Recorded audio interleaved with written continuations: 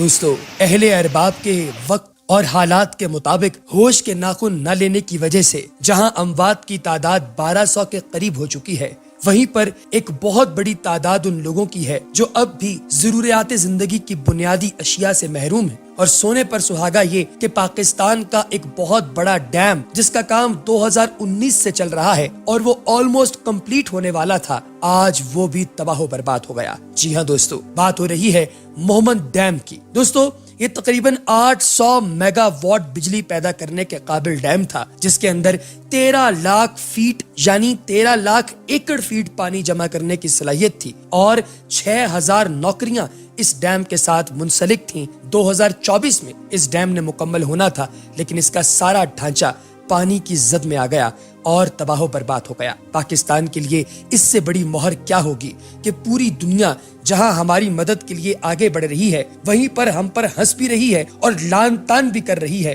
کہ ہم زرداریوں اور مداریوں کے آگے اتنا جھک گئے کہ انہوں نے اپنے گھروں کو تو سیو کر لیا، لیکن جب باری آئی ہماری تو ہمارے حصے کچھ نہ بچا۔ 213 میٹر کی اونچائی والا یہ ڈیم تباہ و برباد ہو گیا۔ دوستو یہ ایک ایسا ڈیم تھا جو کہ بنیادی طور پر بنایا ہی اس لیے گیا تھا کہ سیلاب کے پانی کو کنٹرول کر سکے گا۔ 2003 میں اس منصوبے پر جو لاگت کا تخمینہ تھا وہ $1 ارب تھا اور سابق صدر پرویز مشرف کے دور میں غیر ضروری تاخیر کی وجہ سے یہ $3 ارب تک پہنچا۔ اسے عمران خان نے شروع کروایا، لیکن اس کے بعد اب جب یہ ڈیم آلموسٹ کمپلیشن کے پاس تھا، صرف 1.5 سے 2 سال کے اندر اس ڈیم نے باقاعدہ ورکنگ فیز کے اندر آ جانا تھا، تب یہ سیلاب کی آفت آئی اور اس آفت نے اس ڈیم کو صفائی ہستی سے ہی مٹا دیا۔ دوستو یہ اتنا بڑا ڈیم تھا کہ اس ڈیم کو لے کر پورے خطے میں مختلف قیاس آرائیاں ہوتی رہیں اور یہ بھی کہا گیا کہ اگر یہ ڈیم اپنے پورے پوٹینشیل پر پاکستان کے قومی گریڈ کیپیسیٹر کے اندر اپنا انپٹ ڈالے تو ہو سکتا ہے کہ پاکستان سے لوڈ شیڈنگ بھی ختم ہو جائے۔ لیکن افسوس دوستو کہ اللہ تبارک و تعالیٰ کی ذات نے کسی مصلحت کے تحت اس ڈیم کو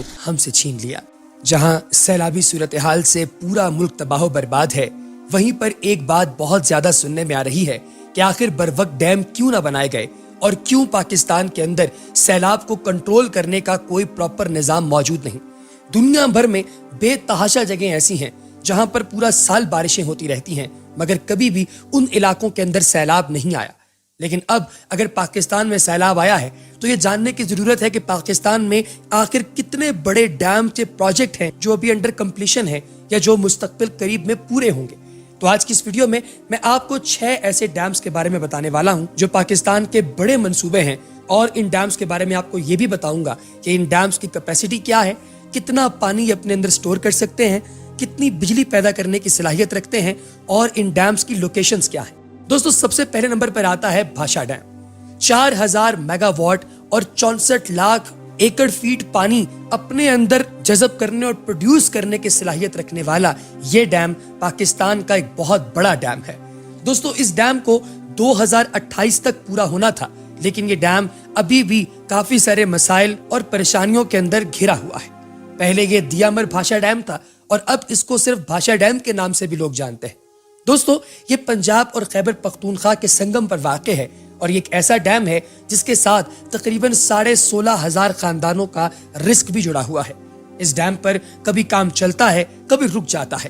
سیاسی توڑ جوڑ کی وجہ سے سب سے زیادہ متاثر ہونے والا ڈیم دیامر بھاشا ڈیم ہی ہے، اور کچھ یہاں کے لوکل لوگوں کی جہالت بھی اس ڈیم کو بروقت پورا نہیں ہونے دے رہی۔ دوستو اس کے بعد دوسرے نمبر پر آتا ہے داسو ڈیم۔ دوستو 2015 میں اس ڈیم پر کام شروع کیا گیا۔ تقریباً 800 خاندانوں کا رزق اس ڈیم کے ساتھ منسلک ہے، کیونکہ یہاں پر ان خاندانوں کے لوگ آ کر محنت مزدوری کرتے ہیں۔ اس ڈیم کی ایکسپیکٹڈ ڈیٹ 2024 ہے جب یہ کمپلیٹ ہو جائے گا۔ دوستو 2160 میگا واٹ بجلی پیدا کرنے والا یہ ڈیم 2028 میں اپنے دوسرے فیز کو بھی مکمل کر لے گا، جس کے بعد تقریباً 4203 میگا واٹ مزید بجلی پاکستانی گرڈ سٹیشنز کے اندر آ جائے گی، جس سے عین ممکن ہے کہ پاکستانی لوڈ شیڈنگ ختم ہو جائے۔ اس وقت 8000 نوجوان کوشش کر رہے ہیں کہ وہ تقریباً 1000 سے 1500 میگا واٹ تک کی بجلی کا انپٹ اس ڈیم سے لینا شروع کریں۔ دوستو اس کے بعد اگلے نمبر پر آتا ہے مومند ڈیم۔ اس کا کام 2019 میں سٹارٹ کیا گیا تھا اور اس ڈیم کو سن 2024 میں مکمل ہونا تھا، لیکن وائے افسوس کہ اس دفعہ 2022 کے سیلاب نے इस डैम को तबाह बर्बाद कर दिया।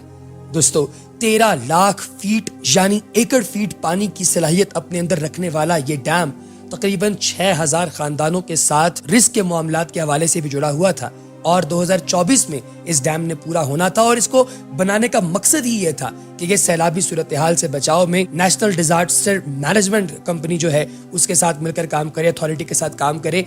लेकिन इस दफा इस कदर तेज सैलाब आया, ऐसी तुगयानी और ऐसे रेले आए कि उन्होंने इस डैम को तबाह कर दिया। इसके बाद अगले नंबर पर आता है सुखी किनारी डैम। दोस्तों खैबर पख्तूनख्वा अपने एक दरिया के वजह से मशहूर है जिसका नाम है दरिया कुन्हार, जो एक इंतहाई खूबसूरत दरिया है। लेकिन दोस्तों इस वक्त वो भी कातिल दरिया बना हुआ है। उसके ऊपर कायम किया जाने वाला ये डैम जिसका नाम है सुखी किनारी डैम, ये तकरीबन 8000 लोगों की अफरादी कुव्वत से तामीर हो रहा है। इस डैम को 2022 में मुकम्मल होना था, ताहम अभी भी इसका कुछ काम रहता है और ये डैम भी काफी हद तक डैमेज हुआ है। तकरीबन 884 मेगावाट बिजली इस डैम ने नेशनल ग्रिड में ऐड करनी है और ये भी कहा जा रहा है कि ये डैम पाकिस्तान की तकदीर बदलने वाला डैम है, लेकिन पूरा हो तब ना। दोस्तों इसके बाद अगले नंबर पर यानी 5वें नंबर पर आता है क्रोट हाइड्रो पावर प्लांट। दोस्तों ये तकरीबन 720 मेगावाट बिजली पैदा करने की सलाहियत रखता है। तकरीबन 3000 लोग इस डैम पर काम कर रहे हैं और ये कश्मीर के अंदर वाक़ डैम है। दोस्तों आजकल ये डैम भी रेड अलर्ट जोन के अंदर आया हुआ है और ऐन मुमकिन है कि ये डैम भी काफी हद तक डैमेज हो जाए। सरकार इसके बारे में कोई प्लानिंग नहीं कर रही। लोकल्स अपने तय कोशिश कर रहे हैं कि सरकार को बावर करवाया जाए कि इस डैम की कितनी अहमियत, कितनी सलाहियत और मुस्तकबिल में कितनी जरूरत है। देखते हैं कि सरकार कब होश के नाखून लेती है ताकि इस डैम को महफूज किया जा सके।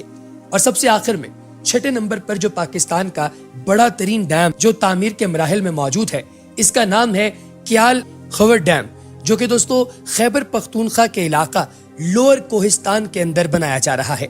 इस डैम को 2020 के अंदर स्टार्ट किया गया था और इसके बारे में यह कहा जा रहा है कि सन 2028 तक ये डैम मुकम्मल तौर पे वर्किंग के अंदर होगा। दोस्तों ये डैम नेशनल ग्रिड के अंदर तकरीबन 428 मेगावाट तक बिजली भी ऐड करने की सलाहियत रखता है और कुछ लोगों का ये मानना है कि अगर ये अपने तमाम फेजेस के साथ पूरा ना हुआ तो शायद ये तकरीबन 130 मेगावाट तक बिजली प्रोड्यूस कर सके।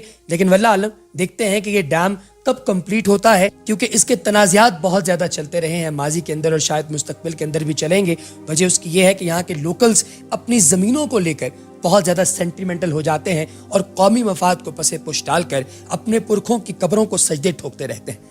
देखते हैं कि यहाँ पर मामलात कैसे चलते हैं। दोस्तों आखिर में जाते जाते आपसे गुजारिश कि आप लोग ये बात बखूबी जानते हैं कि पाकिस्तान में कुछ एनजीओज बहुत ही एक्टिव हैं जैसे कि अल खिदमत वगैरह, तो इस तरह की एनजीओज के साथ लाजमी तौर पर ताउन कीजिएगा क्योंकि ये लोग अपने तय सैलाब ज़दगान की मदद कर रहे हैं। अगली वीडियो तक दीजिए इजाजत। अल्लाह हाफ़िज़।